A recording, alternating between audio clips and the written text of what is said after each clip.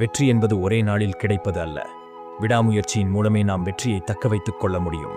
விடாமுயற்சி பற்றிய இந்த கதையை முழுவதுமாக கேளுங்கள். இது போன்ற சிறந்த கதைகளுக்கு இந்த சேனலை சப்ஸ்கிரைப் செய்து கொள்ளுங்கள். மலைகளால் சூழப்பட்ட அழகிய கிராமம். அருகில் ஓடும் ஒரு பெரிய ஆறு. காற்று மிதமாக வீசும். அந்த இடத்தில் ஒரு சிறுவன் இருந்தான். அவன் பெயர் ரவி. அவனுடைய பெரிய கனவு ஒரு சிறந்த சிற்பியாக வேண்டும் என்பதுதான். பழமையான கோவில்களின் அற்புதமான சிலைகளை பார்த்து மெய்மறந்து விடுவான். என்றாவது ஒரு நாள் என் கைகளால் இப்படி பெரிய ஒரு சிற்பம் செதுக்க வேண்டும் என்று உள்ளுக்குள் நினைப்பான். ஆனால் ரவி ஒரு வாழ்க்கை வாழ போராடும் குடும்பத்தில் பிறந்தவன். அப்பா விவசாயி, அம்மா வயலில் வேலை செய்யும் பெண். அதனால் ரவிக்கு பெரிய கலைஞர்களிடம் சென்று கற்றுக்கொள்வது சாத்தியமில்லை.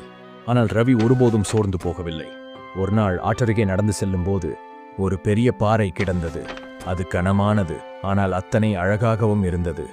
ரவி அதை பார்த்து, இதுதான் என் முதல் சிற்பம் என்று மனதில் முடிவெடுத்தார். ஆனால் ஒரு பிரச்சனை. அவனிடம் பழைய ஒரு கூர்மையான கற்கள் மட்டும் இருந்தன. சிற்பக்கலையின் ஒரு கருவியும் இல்லை. ஆனாலும் விடாது முயற்சிக்க துணிந்திருந்தான்.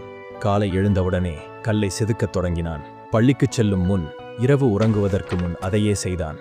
ஆனால் கல் மிகுந்த கடினமானது. தினந்தோறும் செதுக்கிய போதும் ஒன்றும் மாறவில்லை. விரல்கள் விரிசல் கொண்டு இரத்தமாக மாறின. கிராமத்தினர் பார்த்து கேலி செய்தார்கள். ரவி, நீ பெரிய சிற்பி ஆகப் போகிறாயா? வாழ்க்கையை வீணாக்காதே என்று கூறினார்கள். ஆனால் ரவி ஒரு முறையும் தயங்கவில்லை. ஒரு நாள் அவனுக்கு தோல்வியுணர்ச்சி வந்தது. நான் எதற்காக போராடுகிறேன் என்று நினைத்துக்கொண்டு சோகமாக கடைத்தெருவில் வழியாக நடந்து சென்றான். திடீரென மழை பெய்தது. அவன் மழையில் நனைந்து ஒரு கடைக்குள் ஒதுங்கினான்.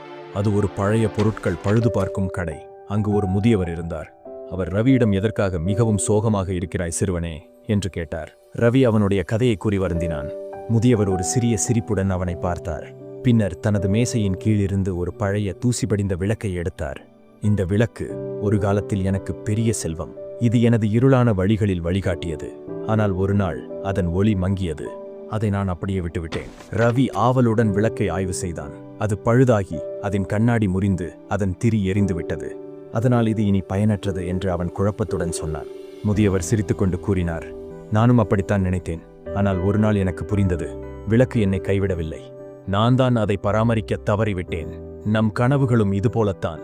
நாம் அதை எரிக்காத நேரத்தில் அது மங்கிவிடும். உலகம் அதை நம்பாவிடில் பரவாயில்லை. ஆனால் நீ அதில் தீபத்தை தொடர்ந்து ஏற்றினால் ஒரு நாள் அது ஒளிரும். அந்த வார்த்தைகள் ரவி மனதில் தீயாக பற்றிக் கொண்டன. ஒரு வருடம் கழிந்தது. ரவி தொடர்ந்து உழைத்தான். விரல்கள் கடினமானது, முதுகு வலியுடன் இருந்தது. ஆனால் மனம் உறுதியாக இருந்தது. ஒரு நாள் மிகுதியான கோபத்துடன் அவன் செதுக்கு கருவியால் ஒரு கடுமையான அடியை கொடுத்தான். அந்த பாறை உடைந்து விட்டது. அதன் உள்ளே மென்மையான பகுதி இருந்தது. இப்போது அதை எளிதாக செதுக்க முடியும். அவன் ஒரு உண்மையை உணர்ந்தான். வெற்றி என்பது திடீரென்று வருவதில்லை. அது கடினமான இடங்களை கடந்த பிறகு வருகிறது.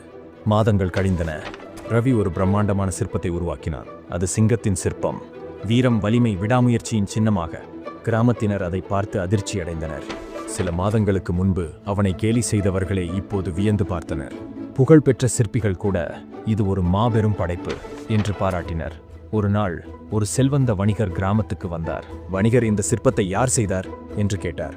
கிராமத்தினர், ரவி, கனவுகளை விடாமல் தொடர்ந்த சிறுவன் என்று கூறினார்கள். அந்த வணிகர் அவனை அழைத்து உலகின் சிறந்த சிற்பிகளிடம் பயிற்சி பெற வாய்ப்பு அளித்தார். அந்த நாள் முதல் ரவி ஒரு சாதாரண சிறுவன் இல்லை, ஒரு சிறந்த சிற்பியாகிவிட்டான். பல ஆண்டுகள் கழித்து ரவி பெரும் புகழ்பெற்ற சிற்பியானான். ஒரு சிறிய பையன் அவனை பார்த்து கேட்டான்.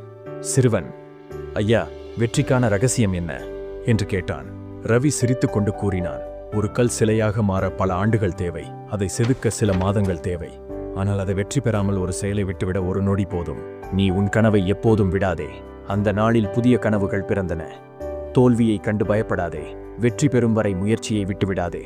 இதுவே வாழ்க்கையில் வெற்றிக்கான ரகசியம். நண்பர்களே, இந்த கதை பிடித்திருந்தால் ஒரு லைக் செய்யலாமே.